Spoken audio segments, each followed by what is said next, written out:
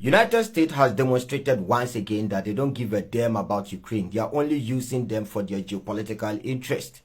Well, let's talk about Zelensky's so-called victory plan. Note, not peace plan, but victory plan. The funny thing is America has rejected Zelensky's so-called victory plan because most of the things that he's saying are completely unrealistic. It's not going to happen.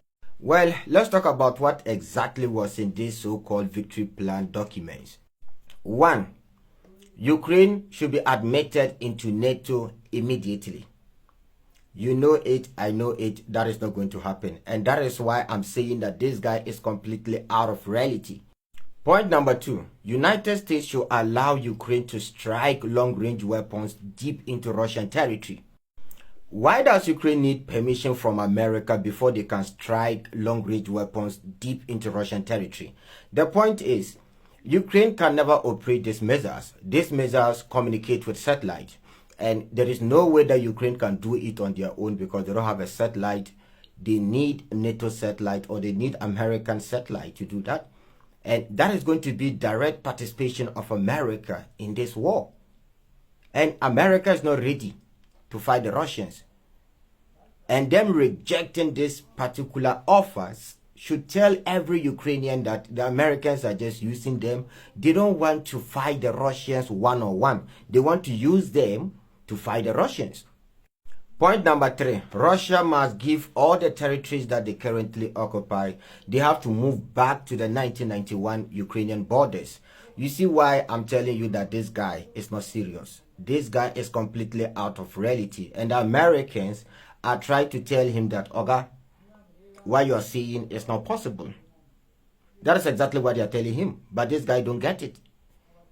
There is no way that Russia is going to return back the lands that they have annexed. It is totally impossible. And what happens to, all the people who were unalived on the Russian side?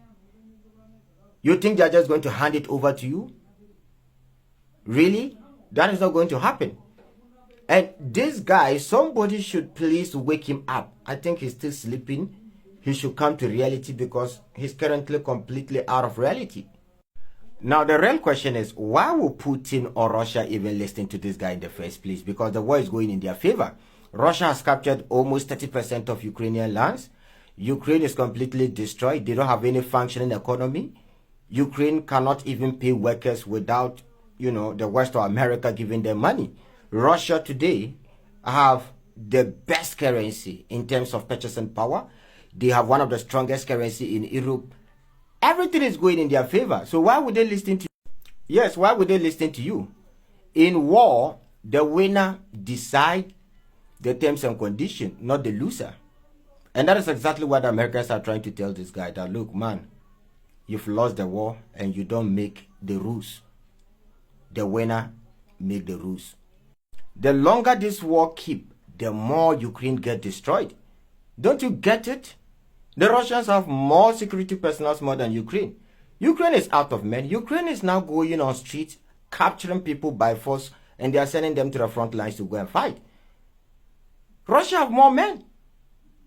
For example, in this Kursk attack, when these NATO troops arrived, quickly, the Russians were able to crush them completely. And now, Ukraine had no option than to withdraw some of their forces from the front lines to support these, NATO troops. And that is also affecting the Ukrainian army in Donbass. And that is why, within a month, the Russians have been able to advance very quick in Donbass. The fact is, the more experienced troops who were fighting in Donbass, they decided to shift all of them to Kursk just to keep the narrative running. Just to keep this narrative that Ukraine is winning, Ukraine is now in Kursk, Russia is weak, blah, blah, blah. You see, in a long term, it is going to affect the Ukrainian army. Ukraine is repeating the same mistake they did in Bakhmut. Basically, the whole military is kind of like they are operating based on Western narrative. They want to keep, the impression that they are winning in Bakhmut, they are going deeper, they are destroying Russian forces. That is the same thing they were doing in Bakhmut, and they are doing the same thing now.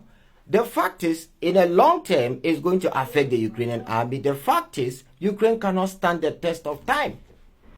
Well, when it comes to Kursk, I think the Ukrainians should ask Germany. The Germans did the same mistake after the Battle of Stalingrad. Basically, I compare Bakhmut to Stalingrad, right? After they were defeated in Stalingrad, they decided to throw everything in Kursk, and the Russians defeated them. And that is exactly what Ukraine is doing. They are throwing basically everything in Kursk, hoping that they can break through the Russian defense lines and go deeper. And it's not working out for them. Even with the few air defense systems that the West gave them again, instead of them to use it to protect Kiev, they decided to move them to Kursk, just to keep the narrative running. So that is why the Russians were able to hit all critical targets when they launched around 230 missiles, because there was no a single air defense system to intercept these missiles. And the Russians destroyed Ukrainian electrical infrastructures, and Ukraine was not able to do anything. You see, trust me, when it comes to Kursk, I will report it here again. The Russians are going to take Kursk, whether rain or shine.